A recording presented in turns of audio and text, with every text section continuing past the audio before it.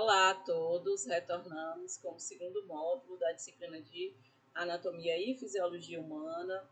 Recebi os trabalhos dos alunos que enviaram, assim como a avaliação.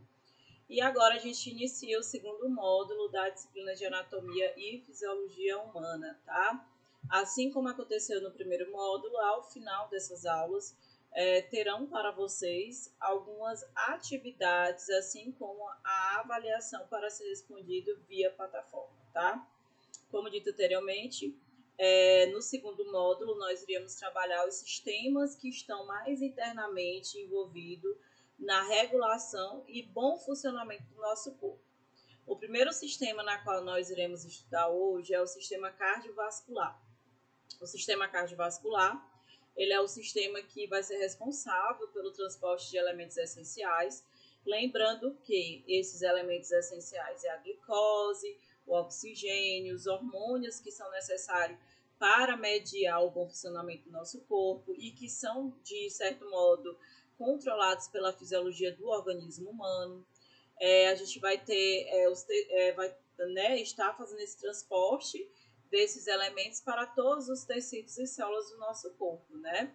Além disso, o sistema cardiovascular, também conhecido em algumas literaturas como sistema circulatório, ele vai ser o sistema que vai ser responsável para estar, de certo modo, enviando para fora do nosso organismo tudo aquilo que é ruim, né? Ou seja, todos aqueles elementos que não são benéficos para o nosso sistema manter, como é o caso do gás carbônico em excesso, da ureia que é produzida ao final do processo de excreção, lá nos nossos rins, da amônia e outros produtos que não fazem parte, né, de forma positiva para o nosso metabolismo.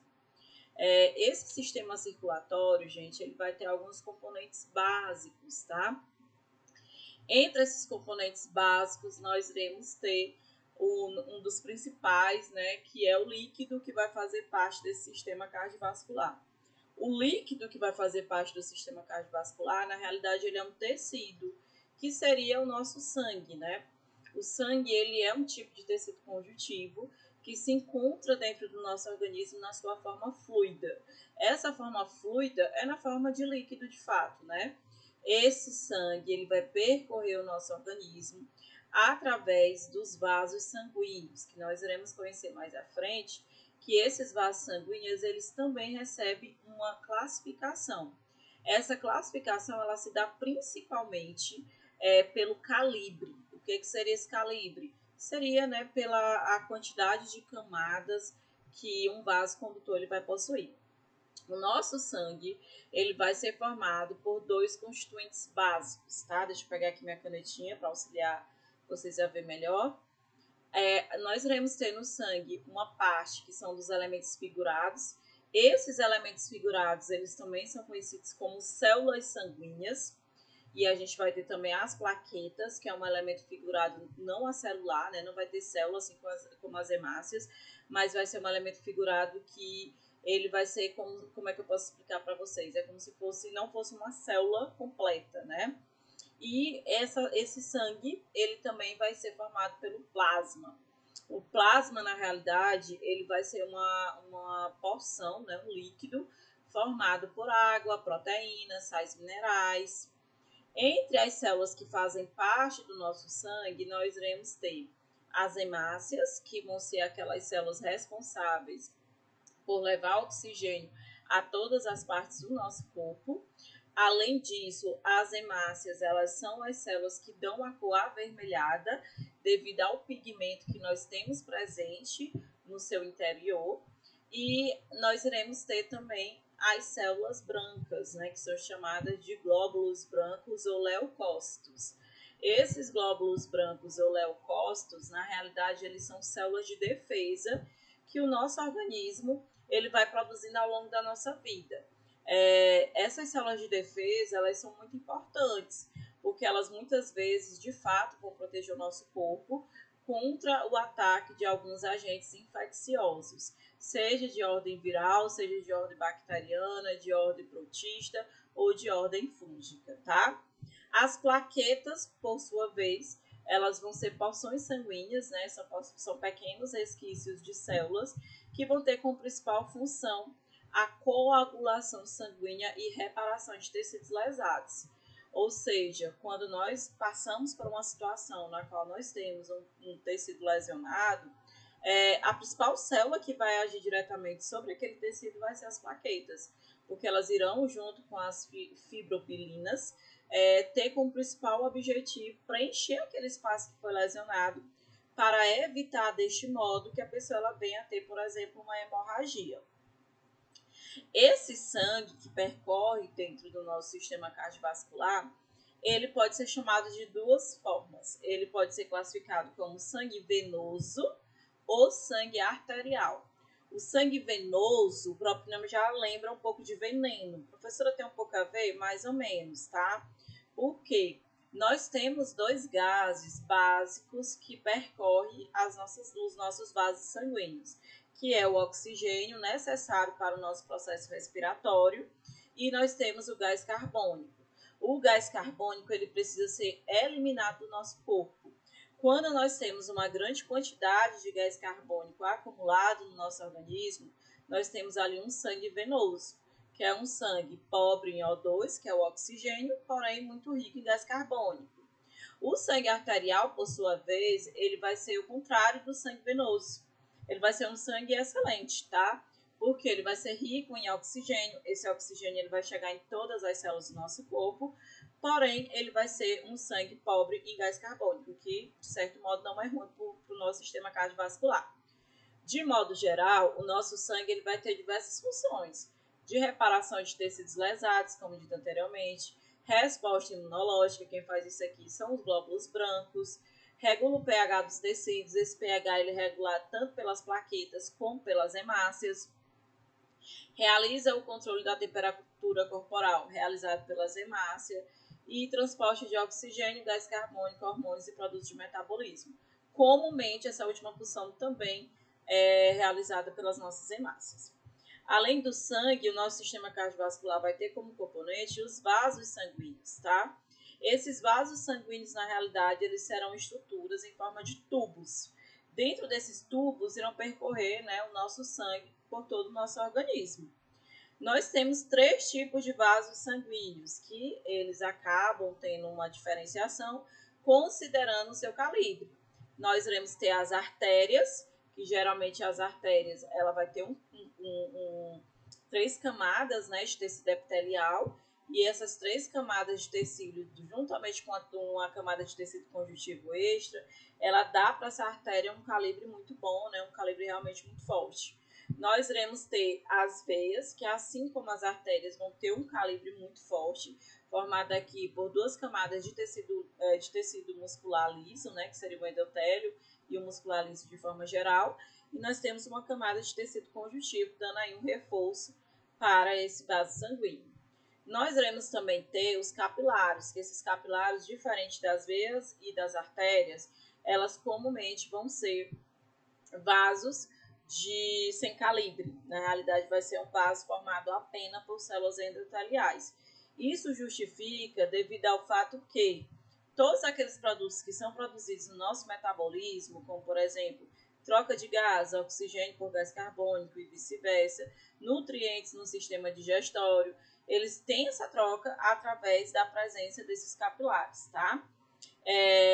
Como dito anteriormente, os principais tecidos que fazem parte da constituição do nosso vaso sanguíneo vai ser o tecido conjuntivo, o tecido muscular liso e o endotélio, tá? Lembrando que tecido conjuntivo, muscular liso e endotélio estão presentes nos 3, em artérias e veias.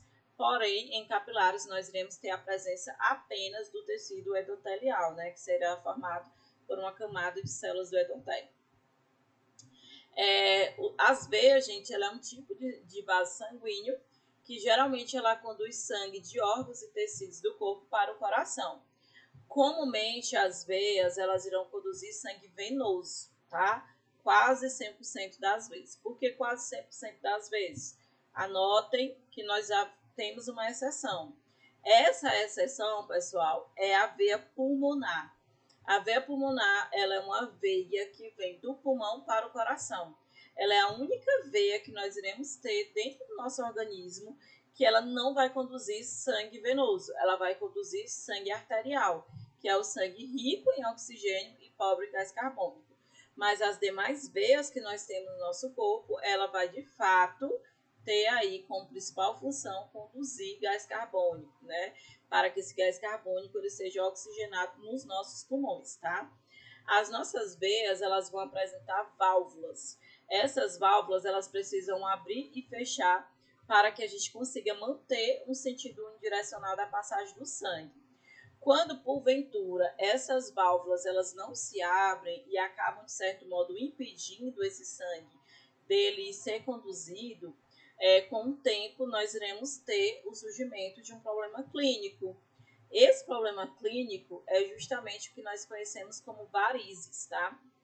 As varizes, elas estão diretamente relacionadas a um problema que está associado às válvulas venosas. Basicamente, as válvulas, né, das varizes, elas perdem com o tempo essa capacidade de abrir essas válvulas de maneira normal e passam a abrir elas de maneira muito exagerada, né? E quando isso acontece, ou quando acontece o contrário, que é algumas válvulas abrir e outras não, nós iremos ter as varizes surgindo aí, principalmente na região dos membros inferiores, tá? Lembrando que as varizes pode ser um indício, né? Pode ser um alerta de que aquela pessoa ela possa vir futuramente a desenvolver problemas cardiovasculares. Por isso que é necessário e de suma importância ter o acompanhamento, né, com o clínico geral e, em caso de surgimento desse tipo de problema clínico, ter também o acompanhamento com o cardiologista. Além disso, né, além das veias, nós iremos ter as artérias. As artérias, ela é um tipo de vaso sanguíneo que vai conduzir sangue do coração para os órgãos e tecidos do corpo. Assim como as veias, ela praticamente sempre iria conduzir apenas sangue venoso, as artérias, por sua vez, vai sempre conduzir sangue arterial, que é aquele sangue rico em oxigênio, com exceção de artéria pulmonar. A artéria pulmonar, ela vai fazer o sentido inverso. Ela vai levar sangue rico em gás carbônico para o pulmão, para que aquele sangue ele seja lá dentro do pulmão oxigenado.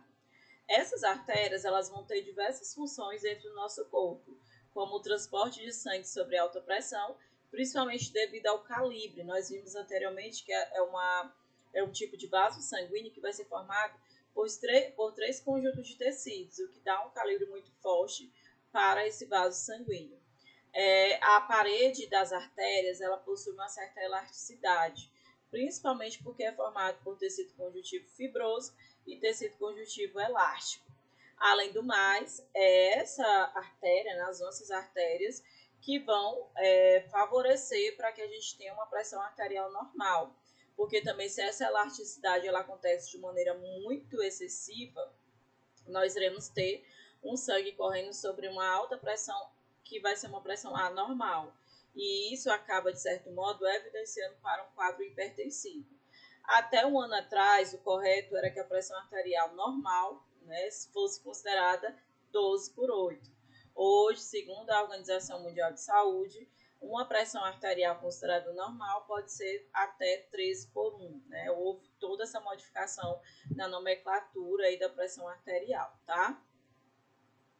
Aqui, né, somente para mostrar para vocês que as artérias, elas servem aí de instrumento para que a gente consiga, através da aferição, ter uma noção da quantidade de sangue que está passando por minuto dentro daquela artéria.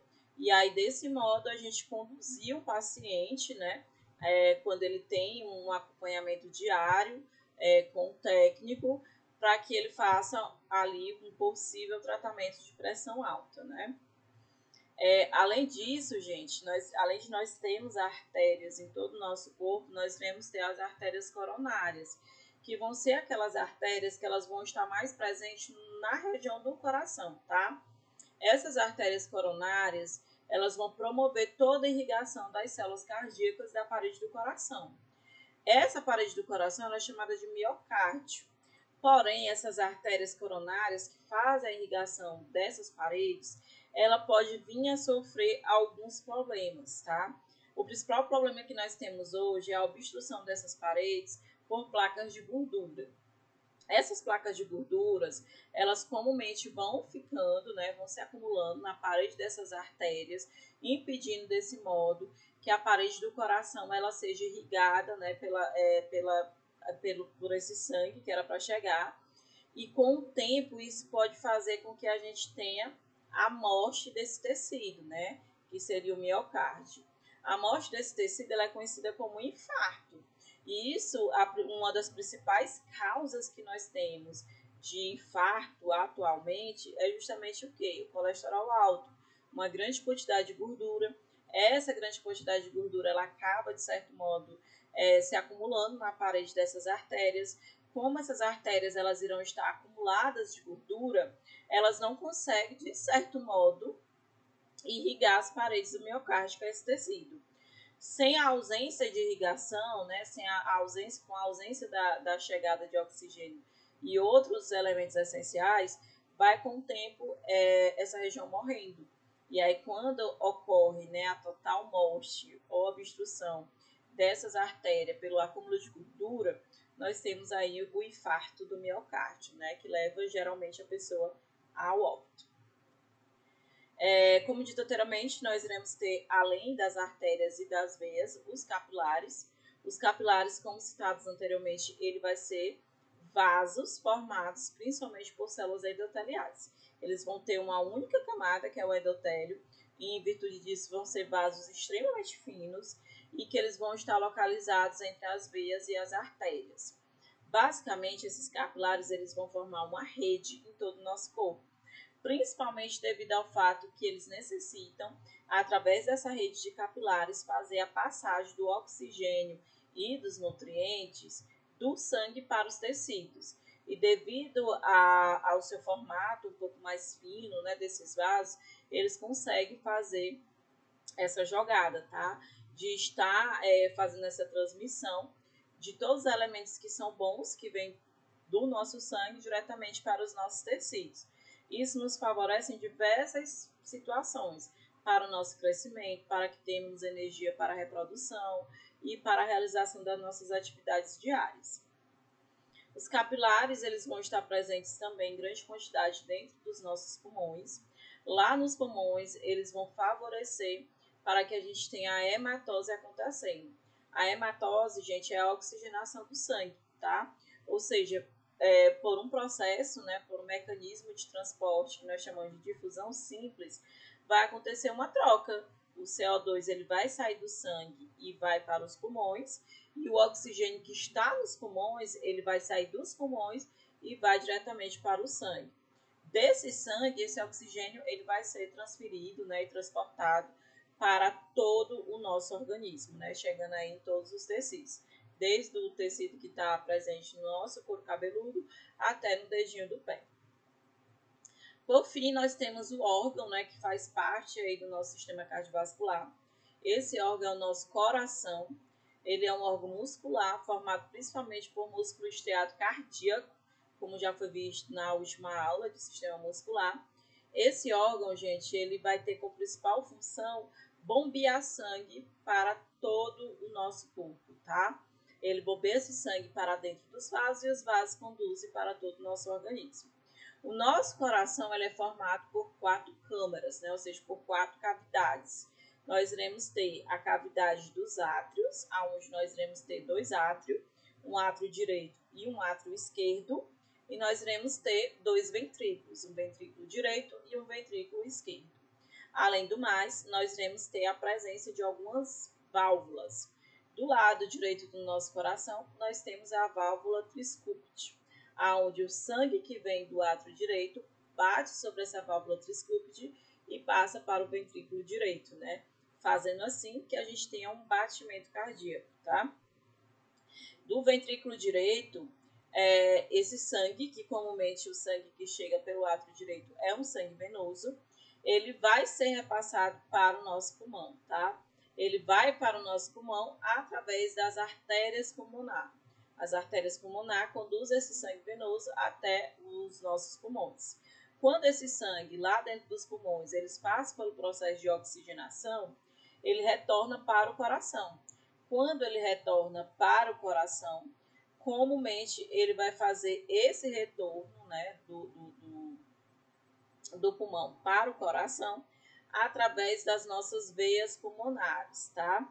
As veias pulmonares, elas vão o quê? Passar esse sangue do pulmão para o átrio esquerdo. Do átrio esquerdo, esse sangue ele vai bater sobre a válvula biscúpide e vai chegar até o ventrículo esquerdo. Do ventrículo esquerdo, esse sangue ele vai ser transportado através da artéria aorta para todos os tecidos do nosso corpo. E aí a gente continua o ciclo novamente. Lembrando que isso aqui a gente acontece em milésimos de segundo. A cada tum-tum do nosso coração significa que nós tivemos a passagem do sangue de um átrio para um ventrículo. Ou seja, que a gente teve ali essa circulação acontecendo de forma eficaz, tá? O coração da gente, ele pode, né, ter alguns problemas com o passar do tempo e com o passar da idade, né, ou com o estilo de vida. Mas a gente pode ter também alguns problemas que são congênitos, tá? Que são aqueles problemas de ordem genética, na maioria das vezes, na qual ou de má formação. Um dos mais comuns são as valvopatias. As valvopatias, gente, ela se dá principalmente na ausência de um nódulo, onde esse nódulo ele não vai separar o átrio esquerdo do átrio direito e o ventrículo esquerdo do ventrículo direito. Quando isso acontece, a gente tem um refluxo do sangue no interior do coração. E isso, obviamente, pode causar, sim, a morte do indivíduo, né? O óbito. Porque com o tempo, essa mistura, né, de sangue, ela pode vir a trazer sérios prejuízos para a saúde daquele ser humano, tá? Além disso, o nosso sangue, como nós sabemos, ele produz alguns sons. Esse som que a gente conhece são os conhecidos batimentos cardíacos. Os batimentos cardíacos, para eles acontecerem, a gente precisa do nosso coração produzindo dois tipos de movimentação, tá? Dois tipos de movimentos, que é o movimento de relaxamento e o movimento de contração. O movimento de contração do nosso coração, que é mais ou menos quando ele fica fechadinho para poder expulsar o sangue de um átrio para o ventrículo, ele é chamado de sístole, tá? Ou seja, toda vez que meu coração ele contrai, esse movimento ele é chamado de sístole. Toda vez que o meu coração relaxa, significa que aqui dentro daquele ventrículo vai se encher de sangue. E aí aquele movimento de relaxamento, ele comumente é conhecido como diástole, né? Comumente, o normal é nosso coração ele bater de 70 a 80 vezes por minuto, normal, né? Muito acima disso, a gente precisa já ter um controle médico. Quando o nosso coração ele bate de forma muito acelerada, acima desses 80 batimentos cardíacos por minuto, comumente no âmbito hospitalar é aplicada uma injeção de acetilcolina. A acetilcolina ele é um neurotransmissor, ou seja, um hormônio, que é aplicado de forma sintética no indivíduo que está com os batimentos cardíacos muito acelerados, que é justamente para dar uma desacelerada e manter os batimentos considerados normais. O contrário também acontece, que é quando o indivíduo está com os batimentos cardíacos muito abaixo do esperado, né, na casa dos 60 a 50. Quando nós temos esse tipo de situação acontecendo, nós também temos que ter uma mediação. Essa mediação, ela vai ser a aplicação também de um hormônio, né, um neurotransmissor, que é para aumentar a frequência cardíaca. O principal neurotransmissor que é utilizado em situações como essa é a adrenalina, que ela vai aumentar os batimentos cardíacos, muitas vezes ajudando até mesmo na resposta do metabolismo daquele indivíduo, tá? Aqui, para que a gente consiga fazer essa observação, né, desse fluxo e o quanto esse fluxo sanguíneo dentro desse sistema circular, ele favorece para que a gente tenha os batimentos cardíacos, mas também favorece diretamente para que a gente tenha o bom funcionamento do organismo. Essa circulação que ocorre dentro do nosso corpo, com o sangue que é bombeado pelo coração, ela vai ser classificada de duas formas. Nós iremos ter a grande circulação, que é a circulação aonde o sangue ele vai sair do ventrículo esquerdo, vai passar pela artéria aorta, da artéria aorta ela vai ser praticamente liberada em todos os tecidos, né, transportada para todos os tecidos. Esse transporte para todos os tecidos, né, ele vai voltar para o nosso coração através das veias cavas, chegando até o átrio direito. Basicamente, essa aqui é a grande circulação, que é a circulação, né, entre o coração e o corpo humano. Nós iremos ter a pequena circulação, aonde a pequena circulação ela é uma comunicação, né, a troca de sangue entre o coração e o pulmão. O sangue geralmente ele vai sair do ventrículo direito, passar pela artéria pulmonar, da artéria pulmonar ele vai diretamente para os pulmões, dos pulmões para as veias pulmonares e das veias pulmonares ele volta para o átrio esquerdo. Do átrio esquerdo é passado para o ventrículo esquerdo, que vai para a artéria aorta, da artéria aorta para os tecidos, dos tecidos volta pelas veias cavas e chega no átrio direito. E assim, a todo momento, o nosso coração ele faz, na realidade, essas duas circulações em conjunto. A grande circulação e a pequena circulação. Isso acontece de forma integrada. Em situações agravantes, pode acontecer, porventura, do nosso coração ele parar de funcionar, né? Em situações como essa, é necessário que o paciente ele seja recomendado a ele um transplante cardíaco. O transplante cardíaco, ele geralmente é recomendado quando ocorre a insuficiência cardíaca, ou seja, o coração ele vai perder essa capacidade de bombear sangue em quantidades suficientes para suprir as necessidades de oxigênio daquele organismo, e aí a gente precisa de alguma maneira para que a gente possa ter esse coração voltando a fazer sua atividade, e a maneira é o transplante cardíaco. Hoje, né, as principais causas da insuficiência cardíaca, elas vão desde o estilo de vida até situações onde a gente tem problemas realmente congênitos ou genéticos, tá? Geralmente, a insuficiência cardíaca hoje é o fator que mais causa internações em hospitais no Brasil. Os principais sintomas: dores no peito, falta de ar, cansaço e fraqueza, tá? Geralmente, isso de forma recorrente pode ali simbolizar uma possível insuficiência cardiovascular. Limitações que nós temos hoje para transplante cardíaco no Brasil: número reduzido de doadores, quase não temos, né? Até porque essa doação ela precisa ser feita com o doador em óbito, e muitas vezes o doador tem até o desejo de fazer a doação de seus órgãos, mas não deixa de ser inscrito. E aí, quando vem um óbito de forma rápida, né, a família acaba se negando a fazer, muitas vezes, essa doação. E poucos hospitais habilitados para isso, tá? Geralmente, o transplante, além de ter essas limitações, ela traz custos que acaba, de certo modo, dificultando o transplante cardíaco ele ser feito de forma muito mais rápida e com bons resultados. Um deles é o fato de que é um tipo de transplante onde a gente está suscetível a uma grande quantidade de infecções, né? O risco é muito alto para infecções. Outra coisa é a questão da rejeição do coração transplantado. Isso está diretamente relacionado à falta de compatibilidade no sistema ABO. Nós temos o risco de morte pela cirurgia, que vai de 5 a 15%, e efeitos colaterais dos imunossupressores, que esses imunossupressores eles precisam ser tomados antes, durante e após o transplante cardíaco, né? Aqui a gente consegue ver o coração, né, sendo transplantado. Nós vemos aqui um coração em estado, né, onde a gente vê a quantidade de gordura presente nele, e aqui a gente tem um coração na qual ele foi transplantado principalmente devido ao fato de que ele já estava com o famoso aumento do coração, né, o coração crescendo.